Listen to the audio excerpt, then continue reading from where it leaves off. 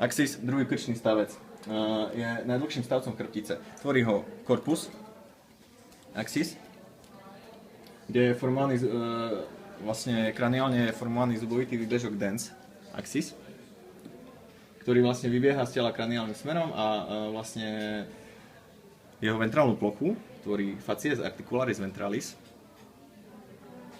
ktorá sa klbí vo fovea dentis prvého krčného stavca alebo atlasu. U mäsožravcov a ošípanej je ešte dorzálna plocha dens axis. Vlastne vytvárajú sa na nej facies articularis dorsalis.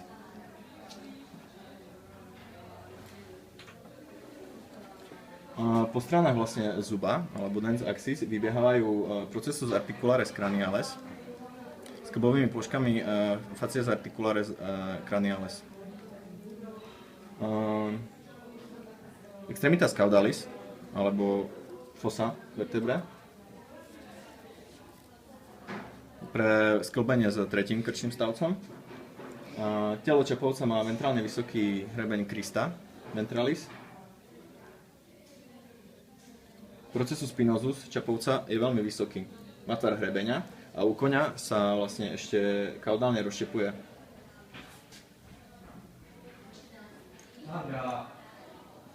A to, že sa vlastne rozštepuje na dva, tým vlastne vytvára processus articularis caudalis, na ktorých sa nachádzajú facies articularis caudalis. Kraniálne pri báze trmenového výbežku, alebo processus spinosus, sa vlastne vytvára otvor foramen vertebrale a laterale, ktorý vlastne je u mäsožravcov nahradený pomocou incisura vertebrala craniale. No, incisura vertebralis cranialis.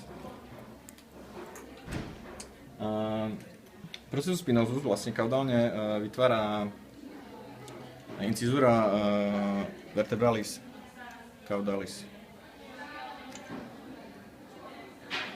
Bočníkový výbežok, processus transversus, je pri zakladaní formovaný otvorom foramen transversarium.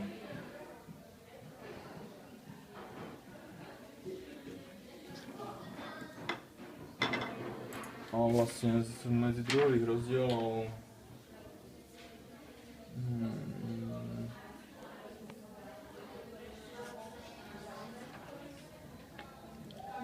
okrem tej incizúry valaris nič také. No, všetko.